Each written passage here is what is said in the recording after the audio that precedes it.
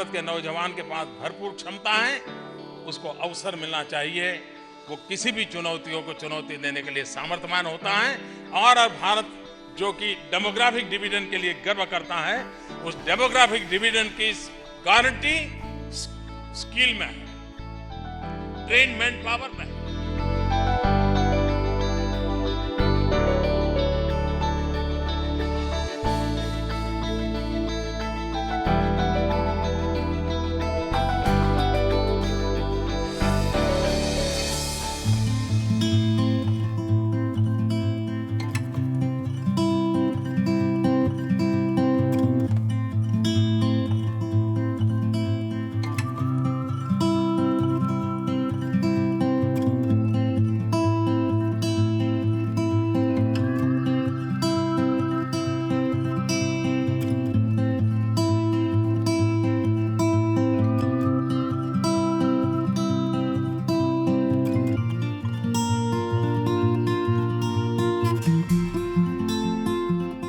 अब लेवल आ चुके हैं। लेवल के आने से सब कुछ आसान हो गया है। अब हमें एक प्लेटफॉर्म से दूसरे प्लेटफॉर्म जा सकते हैं। मुझे 6 महीने हुए हैं EMT ज्वाइन किए हुए और लेवल नंबर 2 पे हूँ मैं। अभी मैं सोचता हूँ कभी कभी कि अगर मुझे 10वें नंबर पे जाने के लिए और कितना सीखना पड़ेगा।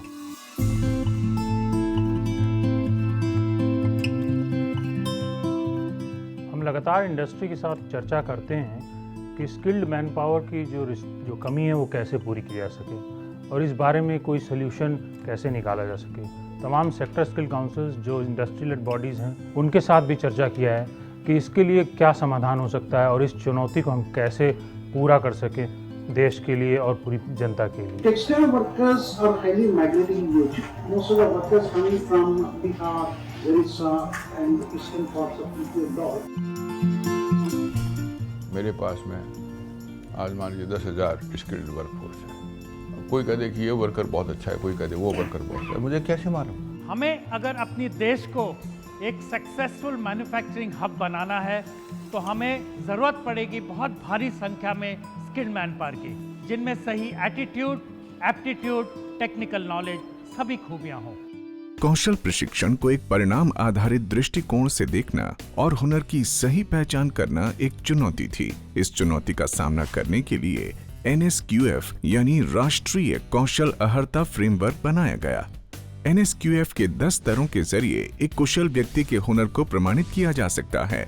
NSQF का शुरुआती स्तर काम की सरलता बताता है और बढ़ते हुए 10वां स्तर काम की जटिलता बताता है। हर एक स्तर में खरा उतरने के लिए 5 जरूरी मापदंड तय किए गए हैं। प्रोसेस यानी प्रक्रिया, प्रोफेशनल नॉलेज यानी व्यावसायिक जानकारी, प्रोफेशनल स्किल यानी व्यावसायिक कौशल, मुख्य योग्यताएं और जिम्मेदारी का भाव। और ये सभी जानकारी क्वालिफिकेशन फाइल में दर्ज है। NSQF के तहत किसी व्यक्ति को उसके प्रदर्शन के अनुसार 1 से 10 लेवल पर आंका जाता है। इसकी शुरुआत 1 से होती है जो कि एक प्रारंभिक लेवल है। ये आगे बढ़ते हुए लेवल 2 पर सहायक और लेवल 3 पर कुशल व्यक्ति माना जाता है। इसके आगे के लेवल व्यक्ति को सुपरवाइजर और मैनेजर की योग्यता दिलाते हैं। 10वां लेवल किसी भी योग्यता का सबसे ऊंचा पैमाना है।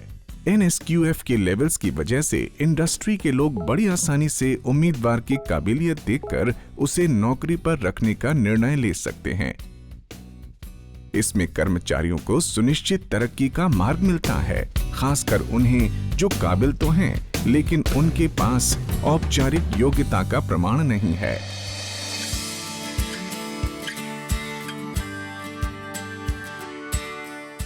NSQF का सबसे ज़्यादा फ़ायदा जो एम्प्लॉयर को हुआ है वो ये है कि NSQF लेवल की मदद से उन्हें पता चल जाता है कि किस व्यक्ति को कैशियर बनाना है, किस व्यक्ति को सेल्स एसोसिएट बनाना है या फिर किसको मैनेजर बनाना है, जिससे कि उनके टैलेंट का बेहतरीन इस्तेमाल हो सके।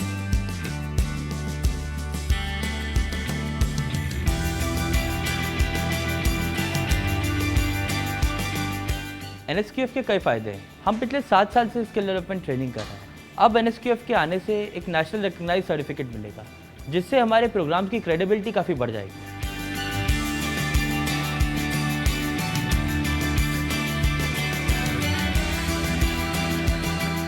एक तो इससे करियर प्रोग्रेशन मिलता है, कैंडिडेट एक लेवल से दूसरे लेवल तक जा सकता है। दूसरा, इससे फ्लेक्सिबिलिटी मिलती है। अब आप इंडिया के किसी भी भाग में जाके स्किल्स को प्रैक्टिस कर सकते हैं। ये ट्रेनिंग NSQF अलायंस कंटेंट के द्वारा दी जा रही है। ये ट्रेनिंग हम गारमेंट्स कंपनी में जो रिक्वायरमेंट होती है उसके बेसिस पे देते हैं। ये आप देख सकते हैं उनकी टाइमिंग, उनका काम करने का तरीका, उनके बैठने का तरीका, हम सेम वही इनको सिखाते हैं।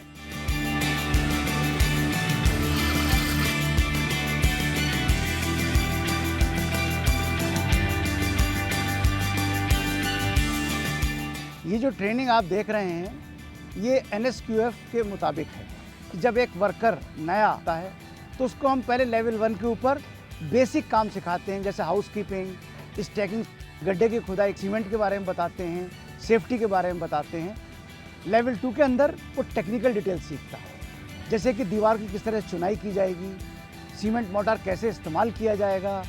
फिर लेवल 3 के अंदर जब वो पहुँचता है तो लेवल 3 में क्या सीखता है बेसिकली कि किस तरह से कैलकुलेशन की जाती है कि कितनी ईंटें लगेंगी, कितना सीमेंट लगेगा।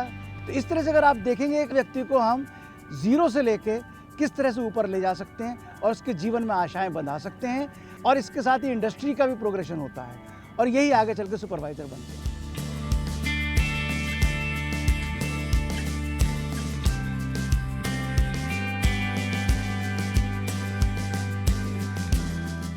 जब आप जाते हैं खून की जांच के लिए तो क्या होता है, एक इंसान आता है और आपका खून खींचता है। इस व्यक्ति को कहते हैं फ्लेबोटमिस्ट। क्या वो ज़िंदगी भर फ्लेबोटमिस्ट रहेगा? नहीं, उसमें भी इच्छा होती है कि वो जाके लैब में काम करे। अगर उसको थोड़ा पढ़ाया जाए तो वो अवश्य ये दूसरे दर्जे पे जा सकता है और वो है लैब टेक्नीशियन। अब लैब टेक्नीशियन की काम करके वो मैनेजर भी जानना चाहता है। NSQF में एक ये मौका है जो कहते हैं करियर प्रोग्रेशन, यानी कि आप एक फ्लेबोटमिस्ट या खून खींचने वाले से मैनेजर भी बन सकते हैं, अपने सपनों को एक्चुअली साकार कर सकते हैं। कि इस ट्रेनिंग में खाली प्रोग्रेशन ही नहीं होता है, बल्कि इसके अंदर वर्टिकल और लेटरल मूवमेंट भी होता है। लेटरल का मतलब ये है कि आप अगर एक मेसन के बारे में कुछ ट्रेनिंग करते हैं, प्राइमरी ट्रेनिंग, तो आप सेकेंडरी ट्रेनिंग बारबेंडिंग या इन्फोर्समेंट भी कर सकते हैं। और इस तरह से इन दोनों का मिक्स करके एक वर्कर जो है वो दोनों के बारे में जान सकता है और अपना जीवन यापन किसी भी तौर पर, किसी भी ट्रेड के अंदर बड़े अच्छे से कर सकता है। देश के सभी क्वालिफिकेशन को NSQF के मापदंड पर प्रमाणित किया जाएगा। क्वालिफिकेशन फाइल के जरिए उन कोर्सेज की मार्केट में डिमांड आगे बढ़ाने के तरीके, आकलन करने की नीति और अवार्डिंग संस्थाओं के बारे में जानकारी मिलेगी। ये क्वालिफिकेशन फाइल का एक जरिया होगा जिसके तहत संस्थाएं अपने कोर्सेज को NSQF प्रमाणित करेंगी। Good morning everyone. जैसे आप लोगों को पता होगा कि आज आपका असेसमेंट है, तो मैं उम्मीद करता हूं कि आप लोगों ने ट्रेनिंग अच्छे तरीके से करी होगी। तो हम प्रैक्टिकल से पहले शुरू करते हैं।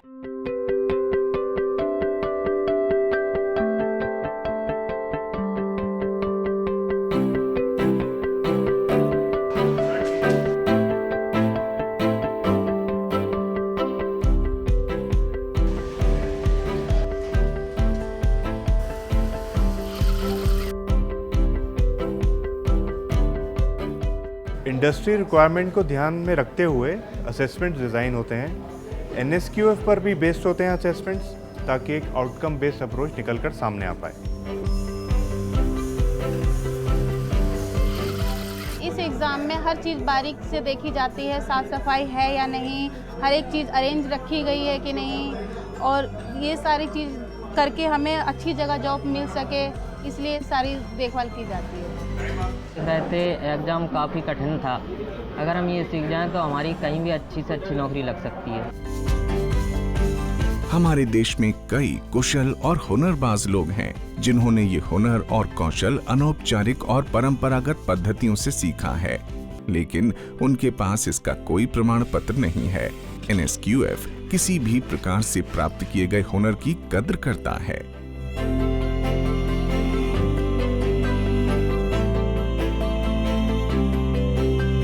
जब कोई वर्कर साइट पर आता है तो हमें ये नहीं पता होता है कि उसकी कॉम्पिटेंसी क्या है और वो क्या काम जानता है। इसके लिए हम रिकग्निशन ऑफ प्रायर लर्निंग का प्रोसेस करते हैं और उससे हम पूछते हैं कि तुम्हें क्या आता है। इसके बाद जो टूल वगैरह जो उससे संबंधित टूल या ट्रेड जो इसमें भी उसने काम किया है उसका आइडेंटिफिकेशन कराते हैं और जब वो आइडेंटिफिकेशन वगैरह कर लेता है तब हमारे एसेसर्स उसको एक छोटा मोटा काम देते हैं उस ट्रेड से संबंधित और वो उस काम को किस तरह से करता है उसको देखते हुए उसके लेवल को डिसाइड करते हैं। तो आरपीएल प्रोसेस का बेसिक पर्पस एक तो वर्कर की कॉम्पिटेंसी असेस करना है और दूसरा उसके पेमेंट और वेजेस को फिक्स करना है।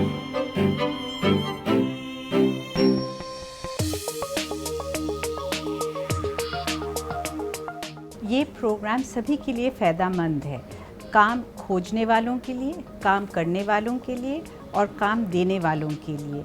सही चीज़ जब होएगी तभी तो तरक्की होएगी और इसमें खुशहाली ये है कि आप पढ़ भी सकते हैं, काम भी कर सकते हैं, अपने परिवार को देख सकते हैं और जो आपको एम्प्लॉय कर सकता है उसके लिए भी कि उसने सही जगह सही इंसान को डाला है। I am very excited.